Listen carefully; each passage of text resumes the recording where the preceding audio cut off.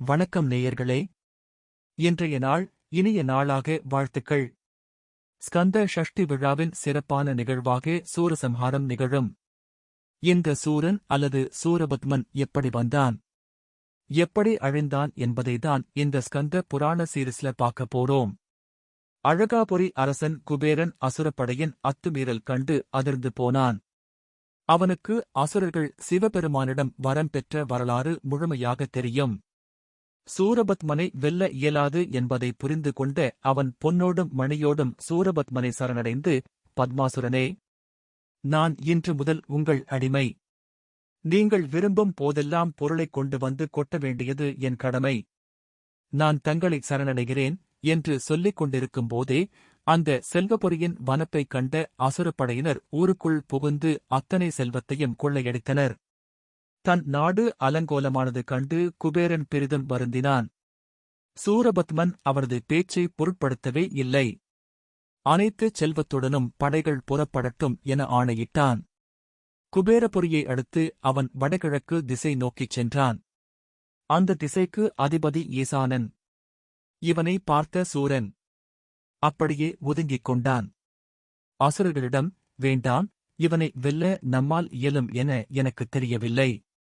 இவனை உற்று நோக்குங்கள். இவனுக்கு 3 கண்கள் இருக்கின்றன. நமக்கு வரமளித்த சிவனும் முக்கண்ணன். ஒருவேளை அவர்தான் இவனோ என எண்ணத் தோன்றுகிறது. வம்பை விலைக்கு வாங்க வேண்டாம் என படைகளை கட்டுப்படுத்திவிட்டு கிழக்கு நோக்கித் திரும்பினான். இக்காலத்தில் கூட வாஸ்து முறைப்படி பூஜை அறையை ஈசான மூலையில் வைக்க காரணம் இதுதான். இந்த மூலையில் பூஜை அறையை வைத்து மனமொன்றி இறைவனை வழிபட்டால் அசுர எண்ணங்கள் மனதை விட்டு அகலும். இறையருளால் தலைக்கு வரும் ஆபத்து கூட தலைப்பாகையோடு போகும் என்பது நம்பிக்கை. காரணமின்றி நம்மவர்கள் இதுபோன்ற முறைகளை வகுக்கவில்லை. கிழக்கு திசையில்தான் தேவர்களின் தலைமை இடமான இந்திரலோகம் இருந்தது. அசுரப்படை அகோரமாய் கத்திக்கொண்டு அங்கு புகுந்ததோ இல்லையோ, எல்லாரையும் விட்டுவிட்டு இந்திரன் ஓடோடிச் சென்று ஆகாய மேகக் கூட்டங்களிடையே தலை மறைவாகிவிட்டான். தேவலோக தலைநகரான அமராவதி பட்டணத்தை சூறையாடினார்கள் அசுரர்கள். ஓர் அறையில் பதுங்கியிருந்த 100க்கும் மேற்பட்ட தேவமாதர்கள் அசுரர்கள் கண்ணில் பட அவர்களை சிறைப்பிடித்து இழுத்துச் சென்றனர். ஒளிந்திருந்த தேவர்களை கைது செய்து அவர்களின் தலையில் அமராவதி பட்டணத்து செல்வங்களை ஏற்றி சுமந்து வரச் செய்தார்கள். இதையடுத்து அக்னியின் கோட்டைக்குள் புகுந்தன அசுரப்படை. அக்னி சாதாரணமானவனா? தைரியசாலியான அவன் அசுரர்களை நோக்கி தன் சுவாலையை வீசி அருகில் நெருங்க விடாமல் செய்தான். ஆனால் சூரபத்மனின் தம்பி தாரகன் அக்னியின் மீது பாசுபதாஸ்திரத்தை எய்தான். இது அவனுக்கு சிவபெருமான் கொடுத்த பரிசு. சிவனின் அஸ்திரத்துக்கு கட்டுப்பட வேண்டிய கட்டாயத்துக்கு ஆளானான் அக்னி. காரணம், அந்த அஸ்திரம் நெருப்புக்கே நெருப்பு வைக்கக்கூடியது. தன் அக்னிலோகம் மட்டுமின்றி சர்வலோகங்களும் அந்த அஸ்திரத்தால் அழித்துப் போய்விடும் என்பதால் அக்னி வேறு வழியின்றி சூரனிடம் சரண் புகுந்தான். தாரகன் அவன் மீது இறக்கப்பட்டான். அக்னியே, நீ குபேரனைப் போலவோ இந்திரனைப் போலவோ பயந்து ஓடவில்லை. உன்னால் முடிந்தளவு என்னிடம் போராடினாய். எனவே இந்த பட்டணத்துக்கு நீயே ராஜாவாக தொடர்ந்து இரு. ஆனால் எங்களைப் பொறுத்தவரை நீ பணியாளன். நாங்கள் வரச்சொல்லும் இடத்துக்கு வரவேண்டும் என்று ஆறுதல் சொன்னான்.